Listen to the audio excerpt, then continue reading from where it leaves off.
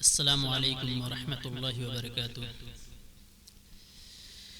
ان الحمد للہ نحمده ونستعینه ونستغفره ونعوذ باللہ من شرور انفسنا ومن سیئات اعمالنا من يهده الله فلا مضل له ومن يضلله فلا هادي له واشهد ان لا اله الا الله وحده لا شريك له واشهد ان محمدا عبده ورسوله يا أيها الذين آمنوا اتقوا الله حق تقاته ولا تموتن إلا وأنتم مسلمون يا أيها الناس اتقوا ربكم الذي خلقكم من نفس واحدة وخلق منها زوجها وبث منهما رجالا كثيرا ونساء واتقوا الله الذي تساءلون به والأرحام إن الله كان عليكم رقيبا يا أيها الذين آمنوا اتقوا الله وقولوا قولا سديدا يصلح لكم أعمالكم ويغفر لكم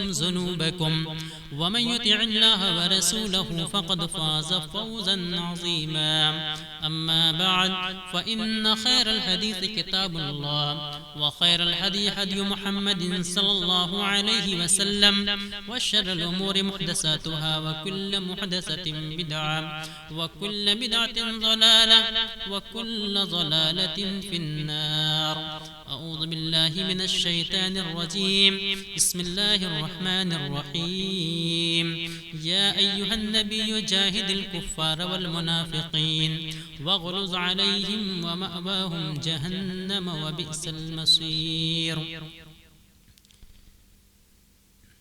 تعریف اللہ رب العالمین کے لیے، درود و سلام کی بارش نازل ہو اس کے تمام انبیاء کرام پر، بالخصوص ہمارے آخری نبی سید الثقلین جناب محمد رسول اللہ صلی اللہ علیہ وسلم پر. محترم سامعین کرام، ابھی آپ لوگوں نے مولانا ریحان صاحب کو سنا. واقعی معاشرے کی اصلاح کے اوپر بڑا ہی جامع خطاب کیا انہوں نے. ان کی تقریر دلائل سے مزین تھی. برکیف حالات کو سامنے رکھتے ہوئے چند باتیں میں بھی عرض کرنے کی کوشش کر رہا ہوں. ایک آیت کریمہ میں نے تلاوت کی. اللہ رب العالمین نے اپنے پیاری نبی جناب محمد رسول اللہ صلی اللہ علیہ وسلم کو مخاطب کر کے کہتا ہے، یا ایھا النبی جاہد الکفار والمنافقین واغلظ علیہم. اے نبی، آپ کفار سے اور منافقین سے جہاد کریں. آیت کریمہ دیکھیں، اللہ رب العالمین کہتا ہے نبی آپ کفار سے اور منافقین سے جہاد کریں. وَغْلُظْ عَلَيْهِمْ، اور سختی کے ساتھ ان سے نپٹیے، سختی کے ساتھ ان کا مقابلہ کرنے کی تعلیم دی جا رہی ہے. ہم اور آپ دیکھیں، دراصل اس آیت کریمہ کے اندر منافقین کا ذکر ہے. ہم سماج پہ اگر نظر ڈالیں، آج امت مسلمہ کو سب سے زیادہ جس چیز نے نقصان پہنچایا ہے وہ منافقت ہے. وہ امت کے اندر ان منافقین نے سب سے زیادہ امت کو نقصان پہنچایا ہے، جو آج بھی اسلامی معاشرے کے اندر اسلام کا لبادہ اوڑھ کر کے مسلمانوں کو اور اسلام کو نقصان پہنچانے کی کوشش کر رہے ہیں. آج وہ آستین کا سانپ بنے ہوئے ہیں، ہمارے اور آپ کے آستینوں میں پل رہے ہیں. امت کو سب سے زیادہ نقصان اگر کسی نے پہنچایا ہے، پوری اسلامی تاریخ اٹھا کر کے ہم اور آپ دیکھ لیں، پوری امت اسلامیہ کو سب سے زیادہ نقصان اگر کسی سے پہنچا ہے تو ہمیں غیروں سے شکایت نہیں، وہ اپنے ہی ہیں. شاعر کہتا ہے، دشمنی غیر تو نہیں کرتے، یہ شرافت تو یار کرتے ہیں. ہم اور آپ دیکھیں، بہت سارے ایسے لوگ ہیں جو ہمارے گھر کے بازو میں، ہمارے محلے میں، ہمارے گاؤں اور سماج میں بستے ہیں اور قوم کی دلالی کرتے ہیں، قوم کی غداری کرتے ہیں. ملت فروشی ان کا پیشہ بن چکا ہے. ہم اور آپ اگر تاریخ اٹھا کر کے دیکھیں، ان منافقین جتنا نقصان پہنچایا ہے کسی اور نے نہیں پہنچایا ہے. اور منافقین کہتے کسی ہیں ہم وہ بھی دیکھ لیں. اللہ رب العالمین قرآن مقدس کے اندر ارشاد فرماتا ہے یقولون بافواہہم ما لیس فی قلوبہم، وہ اپنے زبان سے جو کہتے ہیں ان کے دلوں میں وہ بات نہیں ہوا کرتی ہے. زبان پر کچھ اور ہوتا ہے اور ان کے دل میں کچھ اور ہوتا ہے، جس سے ہم اور آپ بالکل سادہ الفاظ میں کہہ لیں دوگلا انسان جسے کہتے ہیں. معاشرے اور سماج کے اندر بہت سارے ایسے دوگلے انسان ہمیں اور آپ کو مل جائیں گے اور تلاش کرنے کی ضرورت نہیں. گلی گلی اور چپے چپے آج ایسے لوگ ہمارے درمیان موجود ہیں اور ملت فروشی کا کام کر رہی ہیں. غیروں کی چمچئی اور جسے دلالی کہتے ہیں آج ہمارے معاشرے کا بہت بڑا المیہ بن چکا ہے. بہت سارے دیکھنے میں پرہیزگار نظر آئیں گے، تقوی صفت نظر آئیں گے، جن کے تقدس کی معاشرہ قسمیں کھاتا پھرتا ہے. ایسے لوگ بھی قوم فروشی اور ملت فروشی کا کام کرتے ہوئے نظر آئیں گے. ہم اور آپ دیکھیں یہ قوم فروش جو ہوتے ہیں، ملت فروش جو ہوتے ہیں، جو لوگ قوم کو بیچنے کا کام کر رہے ہیں، یہ ہمارے اور آپ کے درمیان ہمارے ہی جیسے لوگ ہوتے ہیں. اور حد تو یہ ہے کہ آپ سے ہمدردی کا گیت گائیں گے اور آپ سے محبت کا دم بھی بھریں گے. موقع ملتے ہی آپ کے پیٹھ میں یہ وار کرنے والے ہیں. ہم اور آپ دیکھیں حضرت یوسف علیہ السلام کو کنویں میں ان کے اپنے سگے بھائیوں نے ڈالا تھا، صرف اور صرف حسد اور نفاق کی بنیاد پر. ان کے دل میں حسد تھا اور جب حسد پیدا ہوتا ہے تو دل میں نفاق کی بیماری جنم لیتی ہے. عہدے کی لالچ جب پیدا ہوتی ہے تو دل میں نفاق کی بیماری جنم لیتی ہے. مال و دولت کی ہوس جب انسان کے دل میں پیدا ہوتی ہے تو پھر نفاق کی بیماری انسان کے دل میں پیدا ہوتی ہے. تو یوسف علیہ السلام کے اپنے ہی بھائیوں نے کنویں میں ڈالا تھا اور پھر قرآن کہتا ہے وَجَاءُوا أَبَاهُمْ عِشَاءً يَبْكُونَ، اپنے باپ کے پاس وہی سگے بھائی روتے ہوئے آئے تھے اور کہا تھا ابا جان ہم یوسف کو اپنے سامان کے پاس چھوڑ کر آئے تھے اور ہم دوڑ کا کھیل کھیل رہے تھے، بھیڑیا آیا فَأَكَلَهُ الذِّئْبُ، اسے نگل گیا. اور قسمیں کھا کھا کر کہہ رہے کہ ابا جان اگر ہم آپ کو یقین دلائیں پھر بھی آپ ہماری باتوں کا یقین کرنے والے نہیں ہیں. وہ یقین دلانے کی ناکام کوشش کر رہے تھے. حضرت یعقوب علیہ السلام نے کہا فصبر جمیل، بس یہ اللہ رب العالمین سے مدد کا وقت ہے اور ایک صبر کر گئے جس کی دنیا مثال پیش کرتی ہے. ہم اور آپ دیکھیں اسی طریقے سے تاریخ اٹھا کر کے دیکھ لیں. نبی کریم صلی اللہ علیہ وسلم مکہ سے ہجرت کر کے جس وقت مدینہ تشریف لے گئے وہاں منافقین کا پورا ہجوم تھا. دھیرے دھیرے پوری جماعت بن گئی منافقین کی اور یہ منافقین مدینے کے اندر رہ کر کے سب سے زیادہ امت مسلمہ کو نقصان پہنچایا ہے. وہیں یہ پنپے ہیں، وہی پلے اور بڑے ہوئے ہیں. اور ان منافقین کا سردار رئیس المنافقین عبداللہ ابن ابی ابن سلول تھا. دراصل بات یہ تھی، یہاں ہم دکھانا یہ چاہتے ہیں کہ جب انسان کے دل میں عہدے کی طلب ہوتی ہے، لالچ ہوتی ہے اور کسی پیسے کی یا کسی اور چیز کی جب لالچ پیدا ہوتی ہے، جب وہ چیز نہیں ملتی ہے انسان بوخلاتا ہے، دل میں حسد کی بیماری پیدا ہوتی ہے، نفاق کی بیماری پیدا ہوتی ہے. پھر اس کے بعد یہ سارا معاملہ پیش آتا ہے. اور ہوا بھی یہی کہ عبداللہ ابن ابی ابن سلول کو نبی کریم صلی اللہ علیہ وسلم کے مدینہ آنے سے پہلے اہل مدینہ نے اپنا سردار تسلیم کر لیا تھا. تعجب پوشی کا وقت بالکل قریب تھا، لیکن جیسے ہی ہمارے نبی جناب محمد رسول اللہ صلی اللہ علیہ وسلم مدینہ کے اندر قدم رکھتے ہیں، سارا کا سارا قافلہ، ساری کی ساری جماعت محمد صلی اللہ علیہ وسلم کی قدموں میں گر جاتی ہے اور آپ کو اپنا سردار تسلیم کر لیتی ہے. وَرَفَعْنَا لَكَ ذِكْرَكَ، نبی کریم صلی اللہ علیہ وسلم کو بلندی عطا کی گئی تھی اور آپ کے قدموں میں سارے اہل مدینہ گر جاتے ہیں. عبداللہ ابن ابی ابن سلول کو جو مقام ملنا تھا، جو عہدہ اور منصب ملنا تھا، وہ منصب نہ مل سکا اور جس کے پاداش میں وہ زندگی بھر اور جس کے بدلے کے طور پر زندگی بھر مسلمانوں کی مخالفت کرتا رہا اور ہر موقع کی تلاش میں تھا.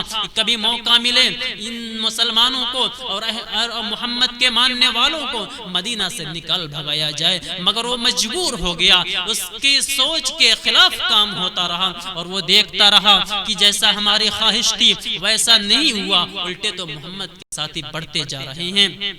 پھر اس کے بعد ہوتا کیا ہے کہ یہی عبداللہ ابن ابی بن سلول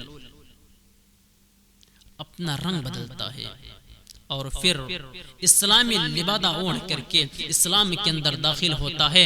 دل میں کفر چھپا ہوا ہے، مسلمانوں سے دشمنی بھری ہوئی ہے، صحابہ کرام کا جانی دشمن بھی ہے، دل میں نفاق کو چھپائے ہوئے، کفر کو چھپائے ہوئے مسلمانوں کے سامنے اپنے اسلام اور مسلمان ہونے کا اعلان کرتا ہے۔ مسجد نبوی کے اندر حاضری بھی دیتا ہے، 5 وقت کی نمازیں بھی پڑھتا ہے، روزہ بھی رکھتا ہے، نبی صلی اللہ علیہ وسلم کے سامنے جنگوں شرک کے ساتھ جنگوں میں شرکت بھی کرتا ہے، صدقہ و خیرات بھی کرتا ہے، اور اسی طریقے سے آپ کے دروس اور واعظ و نصیحتوں میں شریک بھی ہوتا ہے، مگر مجبور تھا، کرتا بھی کیا؟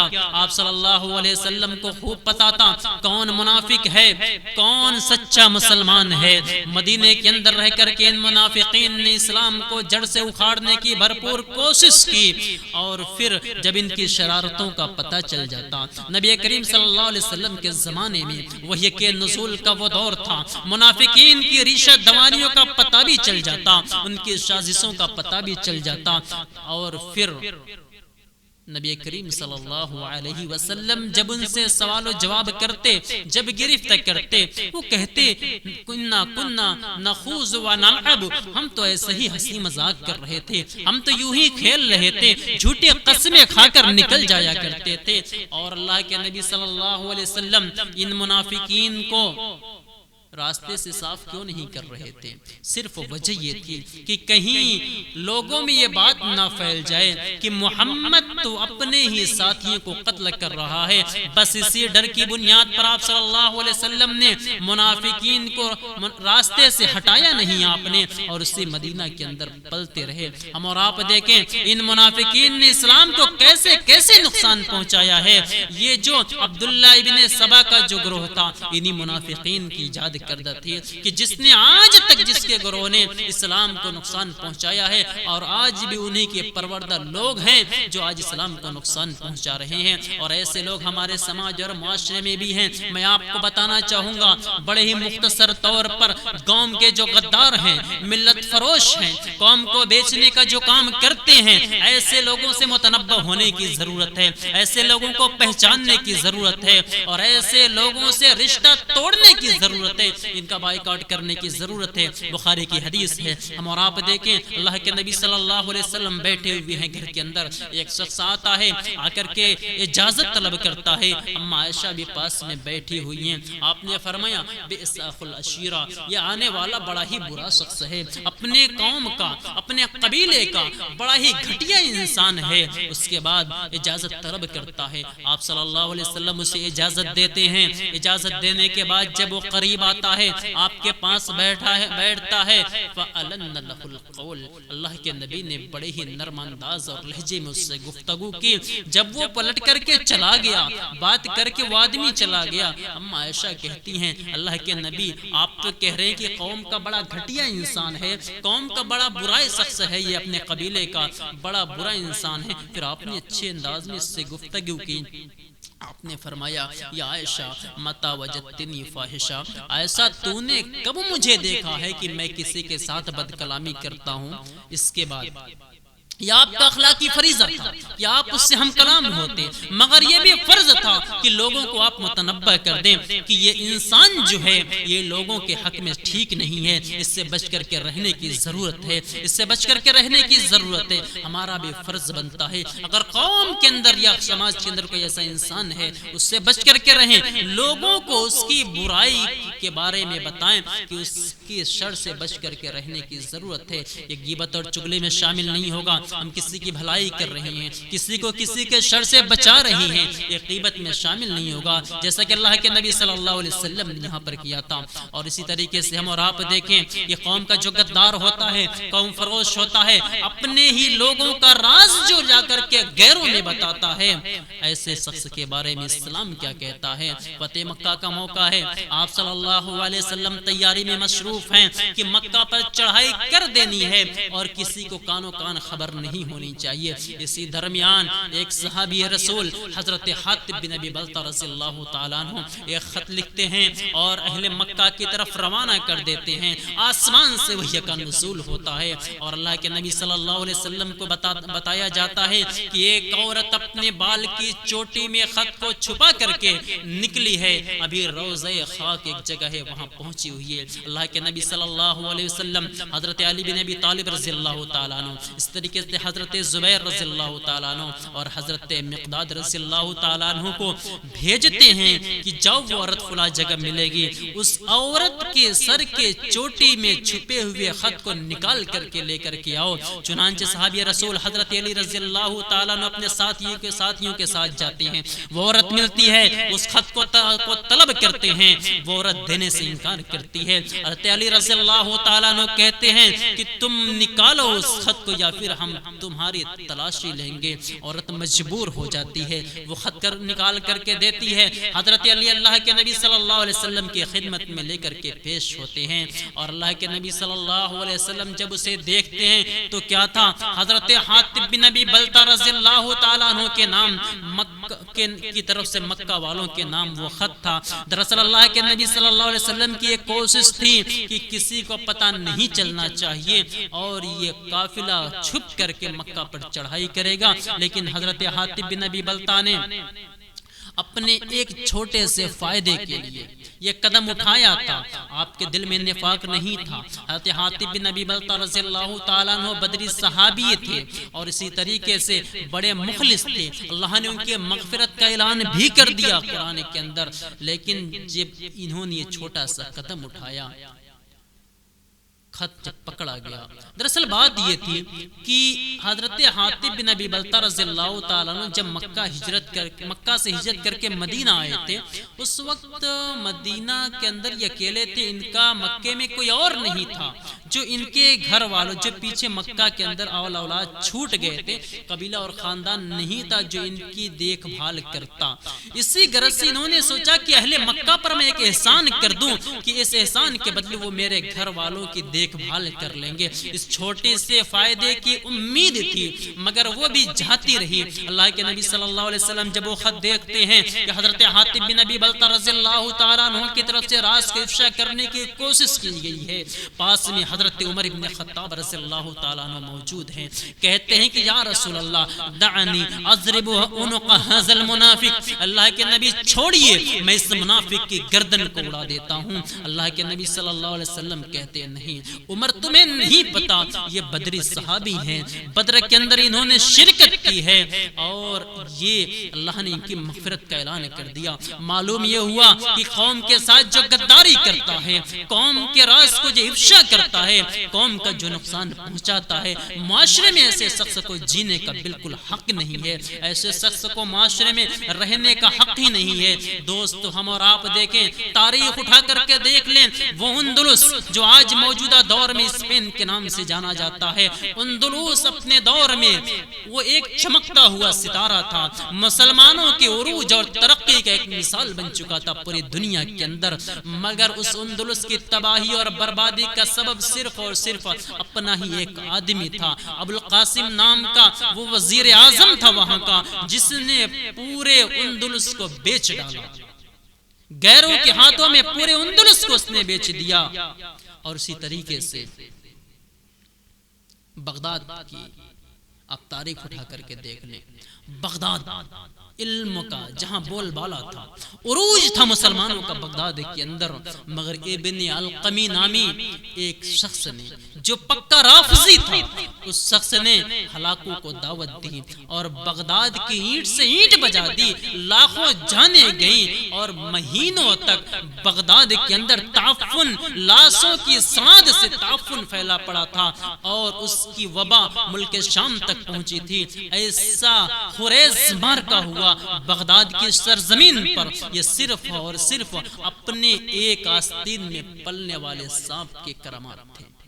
اور بھی اٹھا کر کے دیکھ لیں، ہندوستان کی جنگ آزادی جو تقریباً 250 سال کے عرصے پر محیط ہے، 250 سال تک مسلمانوں نے اس ملک کی آزادی کے لیے جو جنگ لڑی ہے، تاریخ اتنی لمبی نہیں جاتی، یہ وقت اتنا لمبا نہیں جاتا۔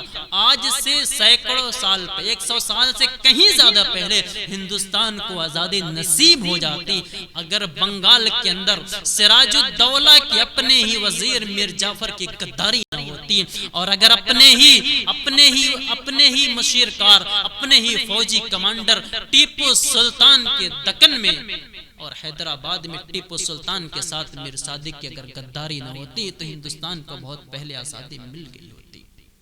ہم اور آپ دیکھیں، اپنے ذرا سے فائدے کے لیے ہم منافقت کر بیٹھتے ہیں، قوم سے غداری کر بیٹھتے ہیں۔ ذرا سوچے تو صحیح، اللہ کے نبی صلی اللہ علیہ وسلم کی وہ حدیث ہم ذہن میں بیٹھا لیں کہ آپ نے فرمایا آیت المنافق ثلاث اذا حدث کذب واذا تؤمن خان واذا وعد اخلف۔ منافق کی 3 علامتیں ہیں، جب بات کرتا ہے تو جھوٹ بولتا ہے، وعدہ کرتا ہے تو وعدہ خلافی کرتا ہے، اور امانت سونپی جائے تو امانت میں خیانت کرتا ہے۔ میں آپ سے پوچھنا چاہتا ہوں، یہ جو قوم کے سربراہ بیٹھے ہوئے ہیں، قوم کے رہنما بنے پھرتے ہیں، پوری قوم ان کے زیر امانت ہے، یہ اپنی ہی امانت کے ساتھ خیانت کر رہی ہیں، ان کے دلوں میں نفاق ہے، اپنے ہی رکھی ہوئی امانت کے ساتھ یہ غداری کر رہی ہیں اور کھلواڑ کر رہے ہیں۔ ہم اور آپ دیکھیں، اپنے ذرا سے فائدے کے لیے کس طور سے ہم غیروں کی غلامی کر رہے ہیں اور پوری قوم کو بیچ رہے ہیں۔ یہ معمولی بات نہیں ہے۔ ہندوستان کے اندر آج مسلمانوں کا جینا دوبر ہو چکا ہے۔ پوری بابری مسجد ہم نے بیچ ڈالی، پوری بابری مسجد ہم نے بیچ ڈالی، بابری مسجد کا سودا ہوا ہے ہمارے ہی قوم کے غداروں نے، جو ہمارے مسلمان بھائی ہیں، اپنے آپ کو مسلمان کہتے ہیں، یہ قوم کی آستین میں پلنے والے سانپ ہیں جو پوری قوم کا دھیرے دھیرے سودا کر رہے ہیں، اور مسلمان آج تماشائی بنا بیٹھا ہے، کچھ نہیں کر سکتے، ہم کچھ نہیں کر سکتے۔ یہ تو ہم بڑے پیمانے پر بات کر رہی ہے، چھوٹے پیمانے پر دیکھیں، گاؤں، معاشرے اور سماج کے اندر ذرا سی بات پر ہم وقت کے حکمرانوں کی مخبری اور چمچئی کر رہے ہیں۔ کسی کا خاندان اجڑ رہا ہے، کسی کا گھر اجڑ رہا ہے، کسی کی آل اولاد بلک رہے ہیں، ہمیں اس سے کوئی غرض نہیں، بس اپنی ذات کا فائدہ ہو رہا ہے۔ ایک چھوٹا سا واقعہ میں بیان کر کے اپنی بات کو ختم کرتا ہوں۔ بدایوں کے اندر میں مقیم تھا، بدایوں کے اندر میں رہتا تھا، وہاں پر کچھ لوگ گوشت فروشی کا کام کرتے ہیں، قصاب ہیں جو گوشت وغیرہ بیچنے کا کام کرتے ہیں۔ ظاہر سی بات ہے حکومت ہند کی طرف سے پابندی ہے، کرنا چاہیے نہیں کرنا چاہیے الگ مسئلہ ہے، مگر ان کی گھر کے روزی روٹی اسی سے چلا کرتی تھی۔ اب کسی کو کچھ نہیں ملا، 1-2 کلو گوشت نہیں ملا، ہم نے جا کر کے مخبری کر دی، پولیس آتی ہے، تقریباً 9 لوگ اس میں شامل تھے، 6 لوگوں کو اٹھا کر کے لے کے جاتی ہے۔ فروری کی یہ بات ہے، 6 لوگوں کو اٹھا کر کے پولیس لے کر کے جاتی ہے، تھانے پر پہنچتے ہیں، 20 لاکھ کا آفر کرتے ہیں کہ ہم اتنا پیسہ دے رہے ہیں، آپ ہمیں چھوڑ دیجئے، کوئی سنوائی نہیں ہوئی۔ اور آج کی تاریخ ہے، یہ اگست چل رہا ہے، اور آج تک وہ بدایوں کے جیل کے اندر پڑے ہوئے ہیں، اور ان کے گھر والے، بچے ہیں، بیویاں ہیں، کمائی کا کوئی سادھن نہیں ہے، اور گھر والے آج بھی بلک رہے ہیں۔ فون آتا ہے کہ مولانا دعا کرتے رہیے گا، کیا کر سکتے ہیں، کس نے کیا ہے، کس نے ان کے گھر کو اجاڑا ہے، آپ کو کیا مل گیا، کسی کے ساتھ یہ سارا کام کر کے بس اپنی ذات کا فائدہ ہو رہا ہے۔ قوم بھاڑ میں جائے، آپ مسلمان ہیں، آپ کے دل میں اتنا درد ہونا چاہیے، جو اسلام ہمیں تعلیم دیتا ہے، المسلم اخو المسلم، مسلمان کا بھائی ہے۔ پیر میں جس طریقے سے کانٹا چبھتا ہے، پورے جسم کو تکلیف محسوس ہوتی ہے۔ حدیث میں جو تعلیم دی گئی، امت مسلمہ کے کسی بھی فرد کو تکلیف ہو، ہمارے دل سے آہ نکلنی چاہیے، اگر اتنا بھی نہیں تو ہمارا ضمیر مر چکا ہے، ہم مسلمان کہلانے کے حقدار باقی نہیں بچے، اور واقعی ہمارا ضمیر مر چکا ہے، منافقت ہمارے اندر جنم لے چکی ہے، ہم قوم کے دلال بن چکے ہیں، قوم کی غداری ہمارا مشغلہ بن چکا ہے اور ہمارا پیشہ بن چکا ہے۔ بہت سارے لوگ آج یہی پیشہ اپنائے ہوئے ہیں، ملت فروشی کا جو پیشہ ہے، اس سے فائدہ مند بر وقت کوئی اور کام نظر نہیں آتا۔ اچھے لوگ علم کے نام پر، عالم علماء کے نام پر امت مسلمہ کو بدنام کر رہے ہیں۔ آپ کو اچھے اچھے داڑھی ٹوپی والے مدارس سے سند یافتہ اور فارغ شدہ لوگ نظر آئیں گے، جس کے کہتا ہوں نا تقدس کی زمانہ قسمیں کھاتا ہے۔ ایسے لوگ بھی ملت کے فروشی اور ملت کو بیچنے کا کام کر رہے ہیں، اور یقین ہے اس بات کا میں یقین دلاتا ہوں، اگر یہ سلسلہ ایسے ہی چلتا رہا تو وہ دن دور نہیں کہ پھر ہمارے ملک ہندوستان کو وہی حال ہونا ہے جو پچھلے دور میں کبھی اندلس کا ہوا، کبھی بغداد کا ہوا۔ وہ دن ہمیں دیکھنے ہیں، اور رفتہ رفتہ مسلمانوں کے ہاتھ سے بچی کھچی جو طاقت ہے مسلمانوں کے ہاتھ میں، اسے بھی چھینی جا رہی ہے، اور ہم بھیگی بلی کی طرح پڑے ہوئے ہیں، کوئی حرکت ہمارے اوپر نہیں ہو رہی ہے۔ یہ قوم کے اندر جو بھی بولنے والے ہیں، ہم اتنے آزاد نہیں آج بچے کہ ہم حکومت ہند کے خلاف دو جملہ بول سکیں، فیس بک اور سوشل میڈیا پر دو چار لائن لکھ کر کے ہم ڈال سکیں۔ آج ہماری اتنی بساط باقی نہیں رہ گئی، ہم کسی پوسٹ کو لائک کرنے سے ڈرتے ہیں۔ کیوں؟ ابھی حکومت ہمارے خلاف قدم اٹھائے گی، اور یہ حقیقت ہے۔ ہمارے مو شہر کے اندر آپ کو پتا ہوگا NRC کا جو معاملہ ہوا، دنگا ہوا تھا جس میں، اور پھر اس کے بعد بہت سارے لوگ گرفتار کیے گئے۔ آج تقریباً 19 لوگ جیل کے اندر 2.5 مہینے سے، 3 لوگ باہر ہیں، ان کے اوپر گینگسٹر لگایا جا رہا، فرضی مقدمے دائر کیے جا رہے ہیں، اور اسی طریقے سے بہت سارے قسم پورے ہندوستان کے اندر جتنے لوگ اس میں شامل تھے، شریک تھے، ان کو دبانے کی کوشش کی جا رہی ہے، مسلمانوں کی زبانوں کو بند کرنے کی کوشش کی جا رہی ہے۔ دیکھتے ہیں کوئی بندہ ایکٹیو ہے، ذرا متحرک ہے، اسے لاؤ اور سلاخوں کے پیچھے ڈال دو، کوئی بولنے والا تمہارے خلاف بچے ہی نہیں، اور پھر قوم کو بالکل باولا بنا دیا جائے، اور پھر ان کو جس طریقے سے چاہے مروڑ دیا جائے، نوچ لیا جائے، اور کوئی بولنے والا باقی نہ بچے۔ اور آج ہمارے معاشرے کی بہت بڑی حقیقت ہے کہ ہم اسی معاشرے میں جی رہے ہیں جس کی تصویر میں نے آپ لوگوں کے سامنے پیش کی ہے۔ دوستو، ضرورت اس بات کی ہے آج ہم اور آپ سمجھیں ہمارا غدار کون ہے، ہماری مخبری کرتا کون ہے، قوم کو بیچنے کا کام کون کر رہا ہے۔ ان سے ساودھان رہنے کی ضرورت ہے، ان سے بچنے کی ضرورت ہے، اور لوگوں کو بتانے کی ضرورت ہے کہ ان سے بچیں، ان کے شر سے بچیں، ان کے خرافات سے بچیں، اور خود اٹھیں اور بولیں، اور جم کر کے بولیں، اور لڑنے کی اپنے اندر ہمت پیدا کریں۔ ورنہ یاد رکھنا، اگر ہم خاموش رہے تو ہماری زبان اور بھی خاموش کر دی جائے گی، پھر ہمارے حق میں کوئی آواز اٹھانے والا نہیں بچے گا۔ اللہ رب العالمین سے دعا ہے کہ الہ العالمین تو امت مسلمہ کے اندر اتحاد و اتفاق پیدا کر دے۔ الہ العالمین تو ہمارے دلوں کے اندر امت مسلمہ کی محبت کو پیدا کر دے۔ الہ العالمین امت کے اندر سے نفاق اور منافقت کی بیماری کو دور کر دے۔ آمین۔ تقبل یا رب العالمین۔ وآخر دعوانا الحمدللہ رب العالمین۔